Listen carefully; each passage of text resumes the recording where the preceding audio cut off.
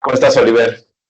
Bien, bien, pues contento de que hayamos regresado a nuestras contraintuitivas, que ya llevamos como un mes y cachito fuera, ¿no? Este, Sí, ya había que recuperarlo. Esperemos que ya, pasado las vacaciones, ya estemos un poco más consistentes.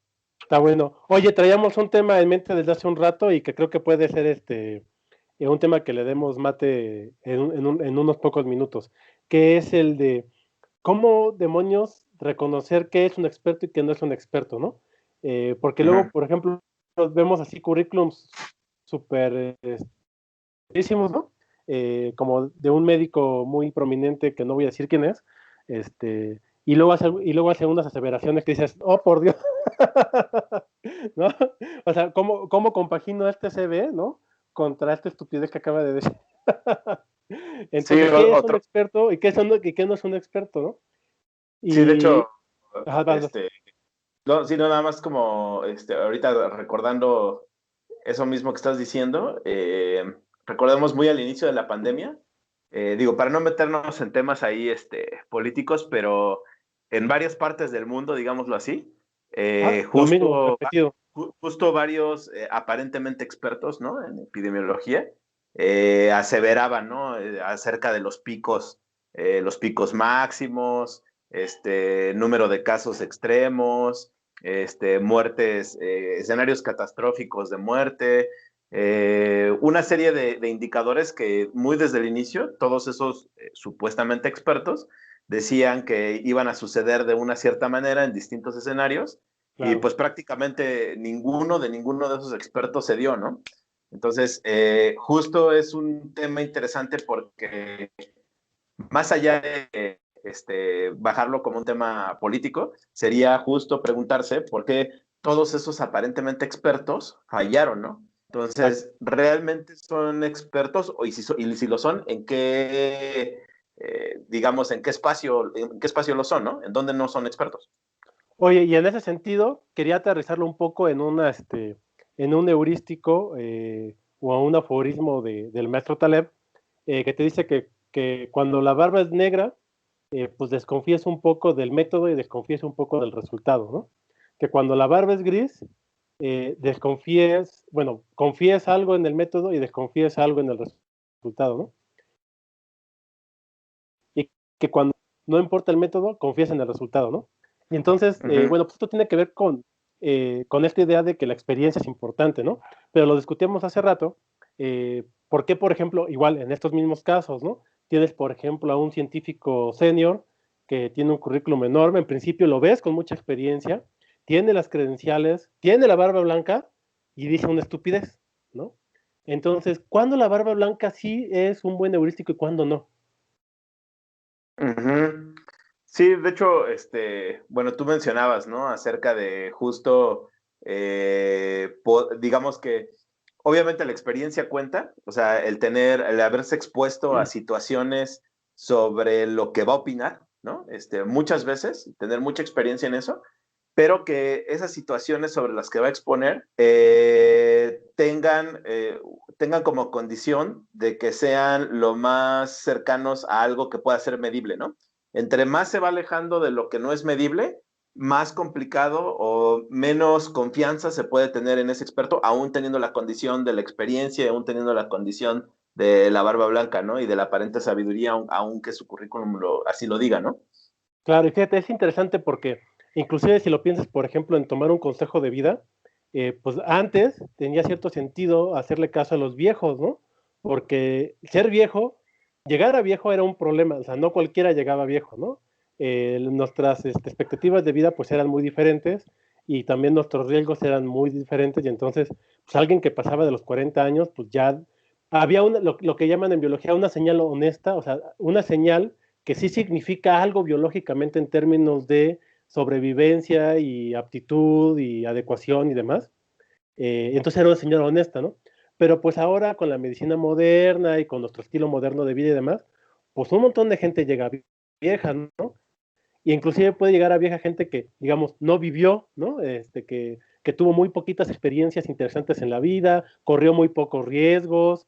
Entonces, yo sí he escuchado muchas veces estas, digamos, estas críticas de gente joven que dice que los viejos no saben nada, ¿no? Y hasta cierto punto tienen nuestros viejos modernos no necesariamente representan una población de sabiduría, ¿no? Pero entonces eso se traslada a lo que tú estás diciendo en términos de experiencia, no solamente tiempo en una actividad o tiempo pasado en una oficina o tiempo pasado en una profesión. Es tiempo pasado ahí, pero exponiéndose. Hay un prerequisito ahí de exposición.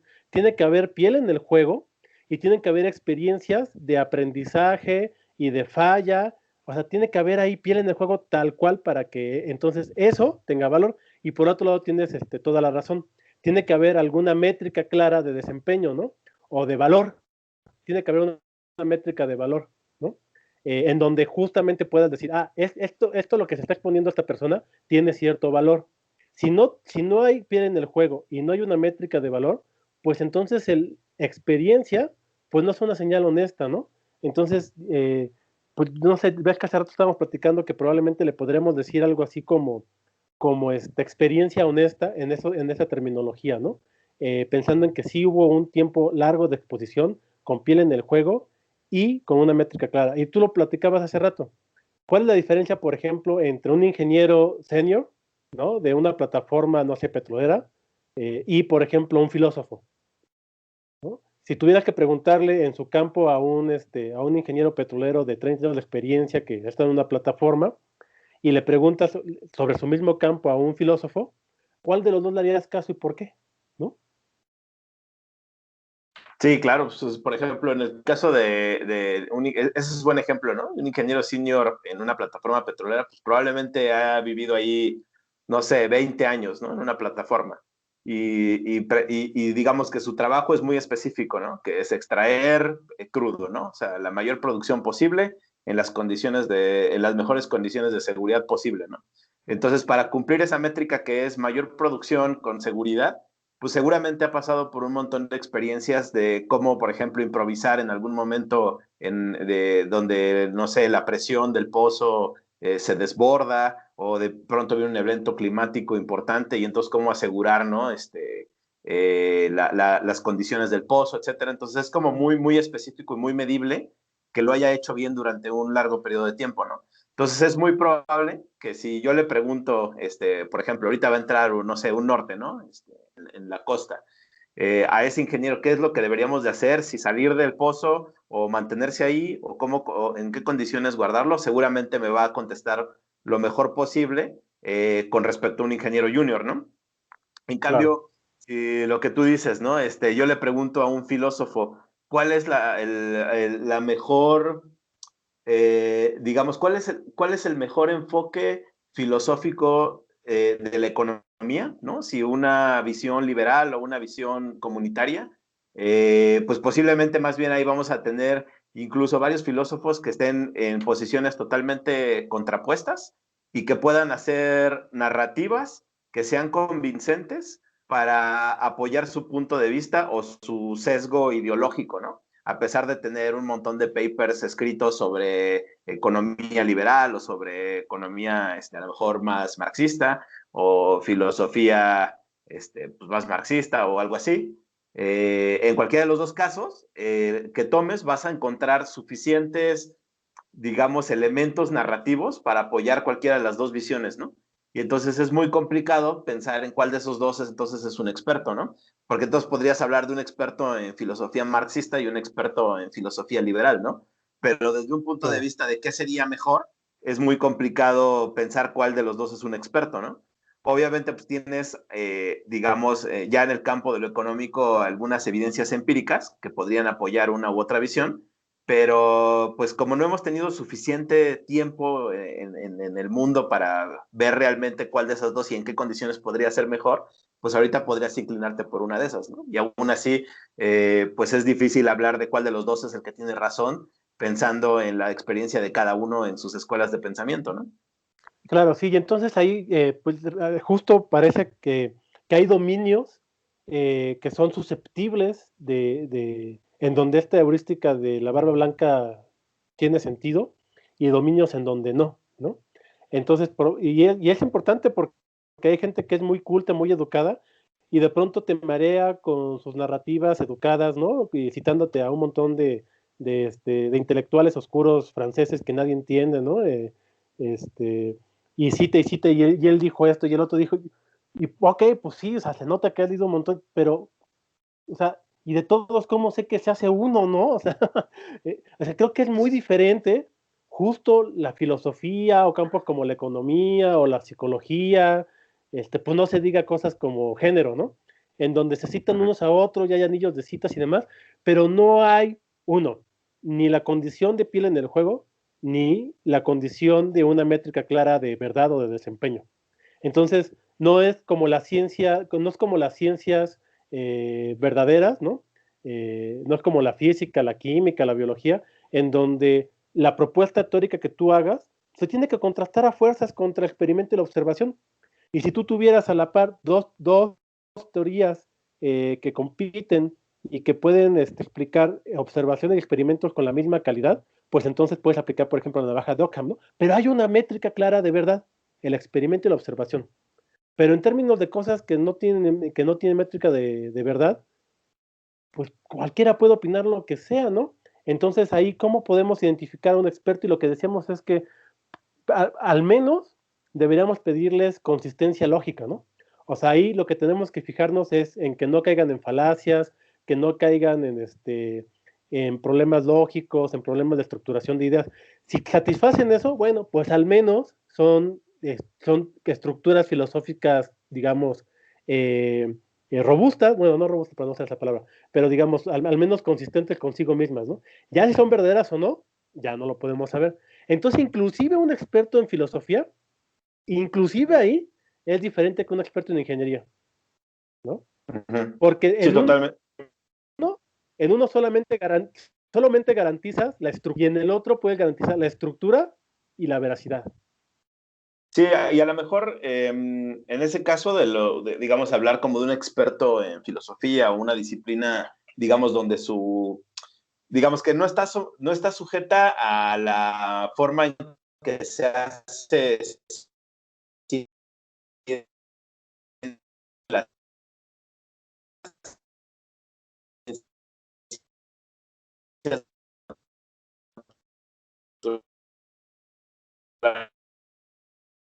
Te cortaste un poco, Giovanni. Yo creo que repite eso que dijiste porque al menos yo no lo escuché. Eh, perdón, me trabé. ¿Se Sí, te trabó? cortaste. Ajá. ¿Ahí me escuchas? Sí, perfecto. Nada más repite eso último que dijiste. Sí, lo que decía era que, o sea, hay campos, como ya sabemos que en el caso de las disciplinas, por ejemplo, sociales o las humanidades, en donde pues obviamente no tienes los métodos, digamos, de las ciencias naturales, ¿no? De tener observación, repetición, estar, por ejemplo, someter a la réplica del experimento contra pares y poder comparar los resultados, todo eso pues no lo tienes, ¿no? Entonces, al no tener eso, pues evidentemente es muy complicado, poder decir cuál de las dos, por ejemplo, cuál de las dos formas de pensamiento entre dos escuelas de pensamiento de una disciplina social, pues cuál es la correcta. Pero lo que sí, yo creo que eso se puede un poco medio palear digamos, conforme a la escala y el tiempo, ¿no? Que es algo de los temas que ya hemos platicado en otras ocasiones y que tiene que ver con que este tipo de razonamiento sí se puede ir aplicando en escalas más, por ejemplo, del individuo y dentro de un periodo de tiempo y en una comunidad en específico, ¿no?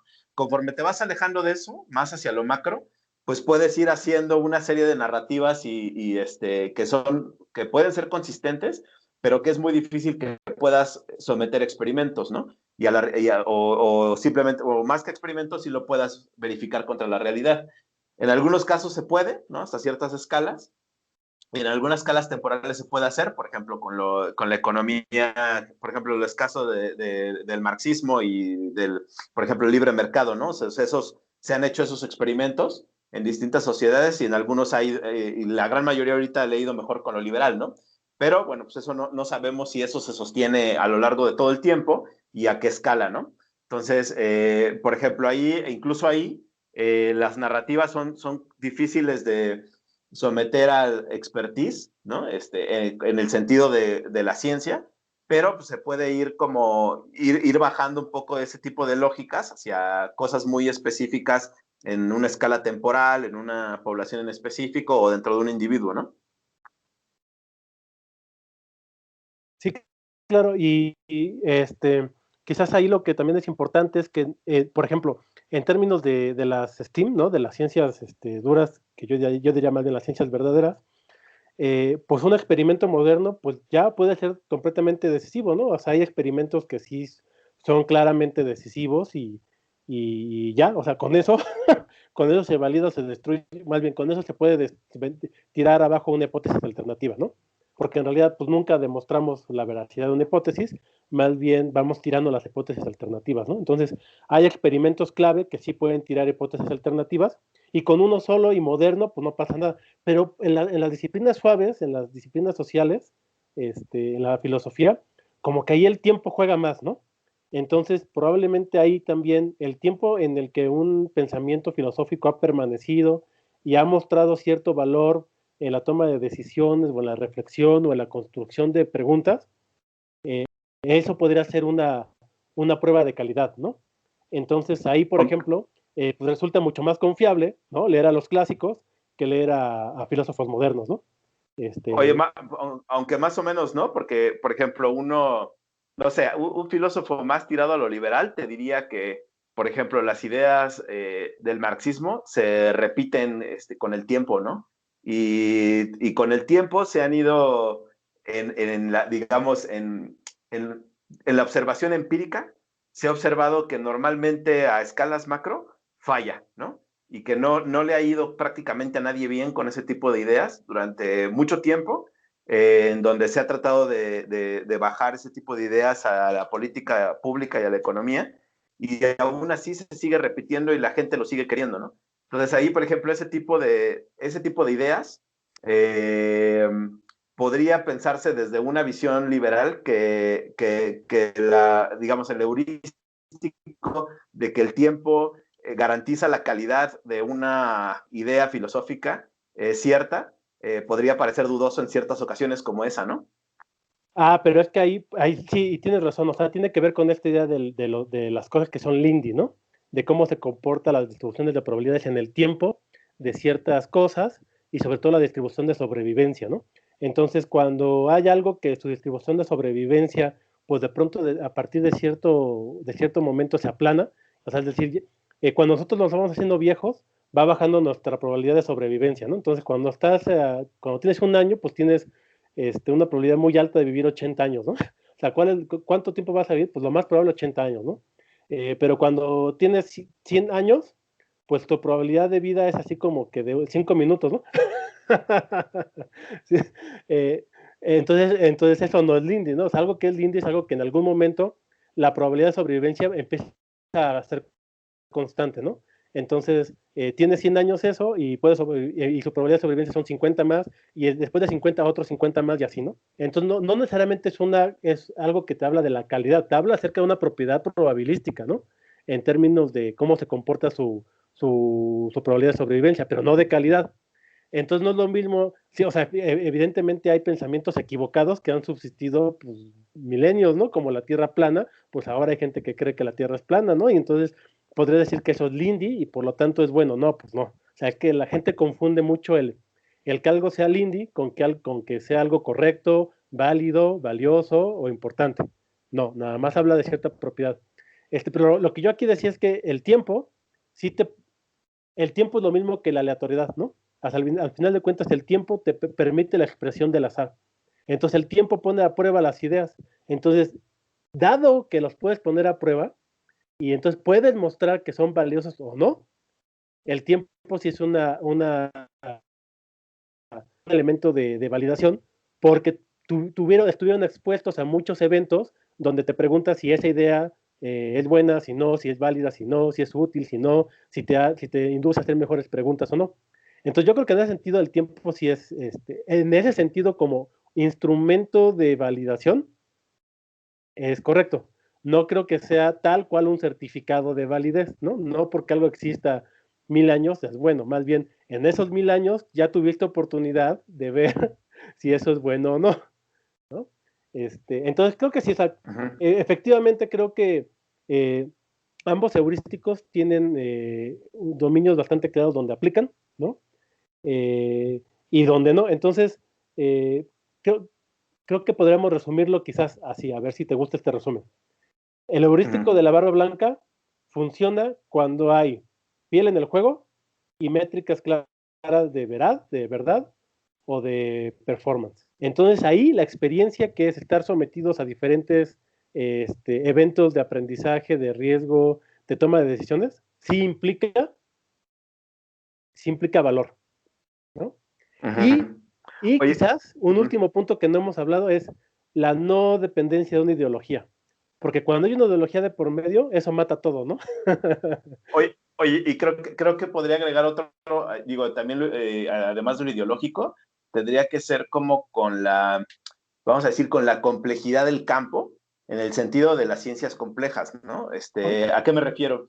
Por ejemplo, ahorita que mencionabas el heurístico, pero me quedo pensando en algunas disciplinas, ¿no? Por ejemplo, la nutrición o, por Claro. ejemplo, bueno, Sí, por incluso supuesto. algunas áreas de la medicina, ¿no? Por ejemplo, la psiquiatría o no sé, la psicología, por ejemplo. O sea, son campos en donde el dominio, digamos, el sistema que estás tratando de estudiar es tan complejo que apenas tienes algunos destellos de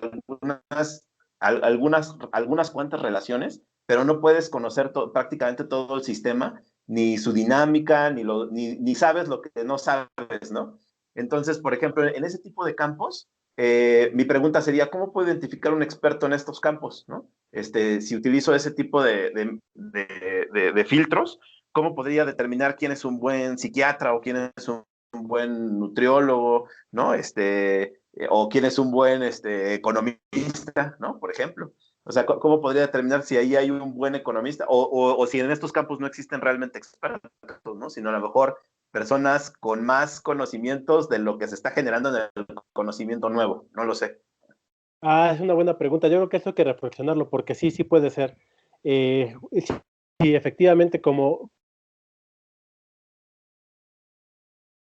sí, creo que tiene razón. Creo que ahí, en ese campo específico, no hay expertos. Quizás ahí lo que hay es una meta expertise, que sería aquel que tiene entendimiento de sistemas complejos y entonces está al tanto o conoce o está, digamos, tiene conciencia de que en esos campos no hay predicción, no hay controlabilidad, no hay control, que hay eventos extremos, que pueden haber cisnes negros, que pueden haber tipping points, ¿no? Y entonces más bien ese metaconocimiento es como el importante en esos campos, ¿no? No tanto el conocimiento disciplinar, sino el conocimiento disciplinar más el metaconocimiento de lo que implica que algo sea un sistema complejo, ¿no? Creo que esa dupla da más confianza, ¿no? Porque al menos evitaría que haya una ceguera de disciplina, porque quien sabe de complejidad no caería en las falacias típicas de querer hacer pronósticos, de querer hacer forecast, ¿no? O sea, creo que va por ahí la respuesta, ¿no? Por ejemplo, Liber, a ver, te preguntaría así, ¿no? O sea, si tú hubieras sido el presidente hace un año, ¿no? Y tu experto, cualquier presidente, vamos a decir cualquier presidente, ¿no? En el mundo para que no se contamine el tema, ¿no? Pero imagínate que eres un presidente y tienes a tu experto epidemiólogo, ¿no? Y tu experto epidemiólogo te dice, es que no tengo suficiente evidencia, o sea, no hay evidencia de que el virus sea muy mortal, ¿no? Entonces, como el virus no es muy mortal, o sea, yo, basado en evidencias, ¿no? Como experto en epidemiología, te diría, bueno, pues no, ahorita no es necesario que hagamos un encierro, no es necesario que utilicemos Claro, mascarillas, claro. pues no hay problema, ¿no? Y entonces, ya hasta que está el problema encima, pues ya hay suficiente evidencia, ¿no? Pero pues ya está el problema encima. Entonces, si tú hubieras sido el tomador de decisiones, ¿cómo filtrabas a tu experto para decir, este sí es un experto en este problema en específico, ¿no? Porque yo creo que sí es muy complicado, o sea, sí es muy difícil para cualquier persona identificar un verdadero experto y pues justo es peligroso, ¿no? Por lo que ya hemos visto, ¿no? O sea, que aparentemente el que es experto, pues su campo no se presta para que haya expertos, ¿no? pero la gente pues lo ve como un experto pues porque tiene un currículum que aparentemente avala de que lo es, ¿no? Sí, ahí creo que mi respuesta sería la siguiente. Si la decisión del experto disciplinar vive en Mediacristán, le hago caso. Si el riesgo de decisión, a ver, no sé si lo dije bien, si el riesgo de decisión vive en Mediacristán, le hago caso al experto disciplinario. Si el riesgo de decisión vive en Extremistán, no le hago caso. ¿Me explico? O Ok, sea, sí, sí, sí es. Ajá, digamos eso en lo creo que es macro, el ¿no? filtro. Ajá, creo que el filtro es ese. Más bien, si mi decisión vive en Extremistán, ya de entrada tengo que invalidar justamente que existe un experto. Entonces, más bien tengo que ir a heurísticos meta que me hablan de no de la disciplina, sino del tipo de riesgo, ¿no? Entonces ahí tengo que invocar más bien cuestiones de anticipación, de precautorio, ¿no? Sin importar qué tan Hay que, pequeño, hay ¿no? que, hay que poner un link o ahí en la descripción pones un link a creo que tú tienes ahí un video donde explicas qué es Mediacristán y Extremistán, para que quien lo esté escuchando entienda a qué se refiere con lo que estás diciendo de Mediacristán y Extremistán, ¿no? Sí, de hecho, pues les pongo ahí el del ensayo de cómo sobrevivir en Extremistán. ¿No? Oye, pero también puede haber otro, ¿no? O sea, por ejemplo, ese es en el caso de una decisión tipo política pública que afecta a una población entera, ¿no? Pero también está el otro, ¿no? O sea, haz de cuenta, yo, no sé, me siento deprimido, ¿no? Y entonces, mi problema va a vivir a lo mejor justo pues no sé si sea correcto decir que va a vivir en Mediacristán en ese sentido. No sé, bueno, ahorita a ver tú qué me dices, pero o sea, imagínate que me siento deprimido y entonces yo quiero escoger a qué experto voy a ir a ver para que me resuelva, o bueno, me ayude a resolver el problema. A un psiquiatra, un psicólogo, un médico, un chamán, una curandera, no sé. O sea, ¿cuál sería el filtro que utilizarías ahí para decir, pues para este problema, ¿quién es un verdadero experto? O sea, ¿cómo sé quién es un verdadero experto? Porque pues el psiquiatra pues pensaría que su campo de estudio sabe exactamente qué es una depresión y cómo curarla, ¿no? Entonces, ¿cómo sabría yo cómo escogerlo? Ah, cañón, esa pregunta está todavía más complicada. Fíjate que no lo había pensado, quizás esa sea una pregunta hasta para un contraintuitiva completo, pero creo que justamente ahí, más bien lo que tienes que identificar es si existen barreras absorbentes, ¿no?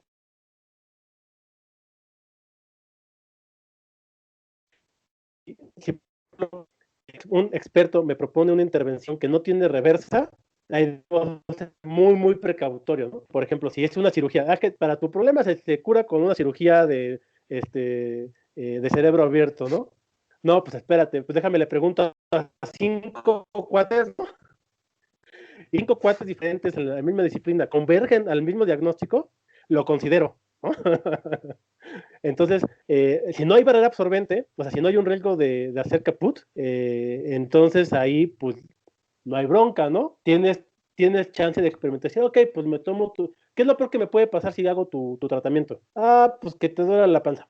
Dámelo. Si me sirve, pues me sirve. Y si no me sirve, pues lo dejo y intento otro.